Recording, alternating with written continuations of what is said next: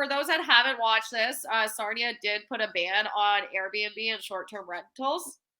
There's been petitions, lots of things that have happened over the last year and a half.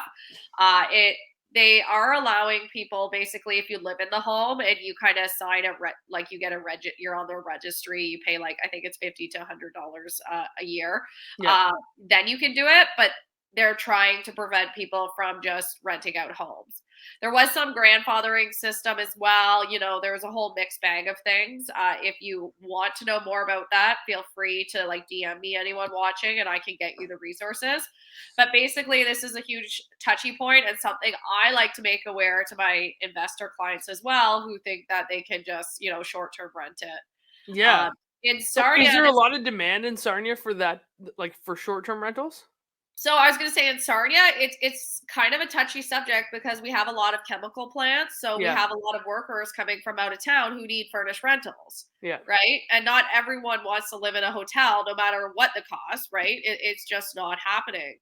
So how I sometimes see more people get away with it is the long-term short-term rental, in terms of like it's like a 3 or 6 month contract, Yeah. where someone's coming in for work, they're going to be here for 3 months, they're going to be here for 6 months. It Yeah. turns into not a nightly Airbnb. Yeah, because you have kind of like the recreational use of the property, and then you have like corporate housing.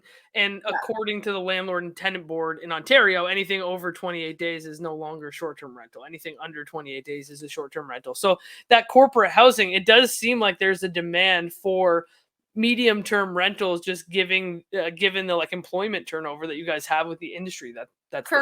correct. And that's the gray area of what's right and wrong, because that's where we have the issue where Airbnb provided these people that were renting maybe for a month and a half a little more protection than converting over. Hmm. Although I will say these short-term contracts, they are paying such a higher price. I'm not sure why someone would want to keep it and and continue as a long-term rental Yeah. when you're paying, 3,000, 4,000 a month, whatever it might be. Hey, if I was the landlord, I would want them to stay long term. It's easier for Correct. me. And yeah, I have lots of friends and investors that have these places, and it started as it was like 4,000 a month, and it was a large home, but it started as, a 3 month position, and they ended up staying 2 years.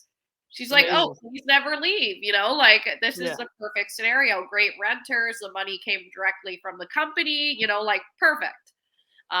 So that's still a touchy subject for many. I would say recreational use is definitely lower in terms of who wants to be in Airbnbs, but it would be more the workers. So Cool. investors, obviously there's gray areas, but you have to make sure you're doing it in a legal way, because you want to make sure when you're evaluating the home and what you're willing to pay for it, that it still works, right? Absolutely. Yeah, for sure.